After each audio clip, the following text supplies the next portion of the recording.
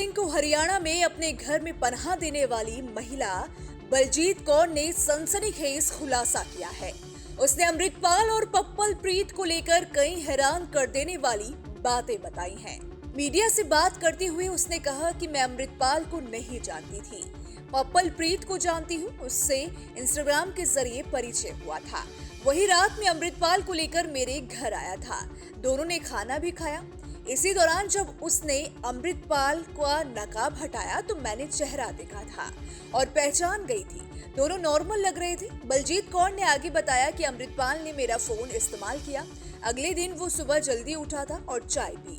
वो घर में रहा जबकि पप्पल प्रीत बाहर टहलने लग गया।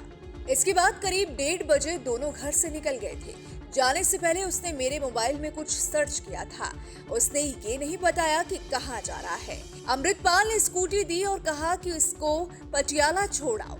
उसके जाने के बाद मुझे इस बात का एहसास हुआ कि मैं फंस गई हूँ। अमृतपाल ने पगड़ी पहन रखी थी और उसका चेहरा ढका हुआ था।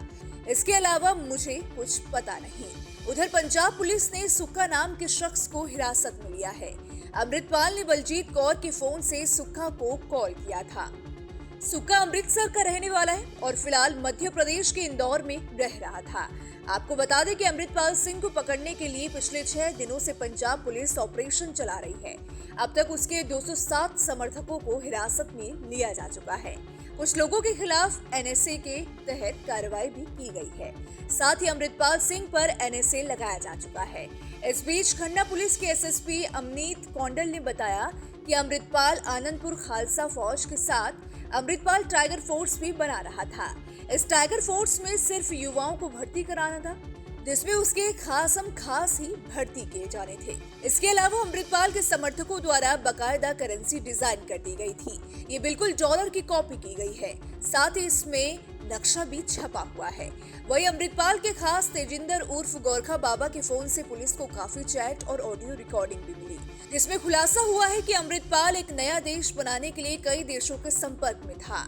इसमें पाकिस्तान की खुफिया एजेंसी आईएसआई उसको हर मदद दे रही थी। खबर है कि अमृतपाल ने इस देश की रियासतें भी बना ली थी। इसमें सिख रियासत, कपूरथला, पटियाला, जिंद के झंडे भी डिजाइन कर लिए गए थे।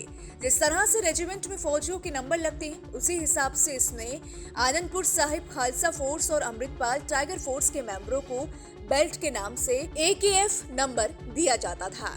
इन लोगों ने अपने हाथों और बाजुओं पर एकेएफ के टैटू बना लिए थे। अमृतपाल के गांव जल्लूपुर खेड़ा में ड्रग एडिक्ट सेंटर नया बनाया जा रहा था। इस सेंटर में वो गाड़ी अभी भी खड़ी है, जिसमें अमृतपाल अपने साथियों के साथ श्री गुरु ग्रंथ साहिब जी का पावन स्वरूप लेकर अजनाला के पुलिस स्टेशन पहुंचा था। अब ऐसे में देखने वाली बात होगी कि आखिर अमृतपाल कब गिरफ्तार होता है। देखिए, इसको लेकर आप क्या सोचते हैं, आपकी क्या राय है? अपनी राय हमें कमेंट सेक्शन में जरूर बताइएगा। वीडियो पसंद आए तो वीडियो को लाइक शेयर करना बिल्कुल भी मत भूलिएगा।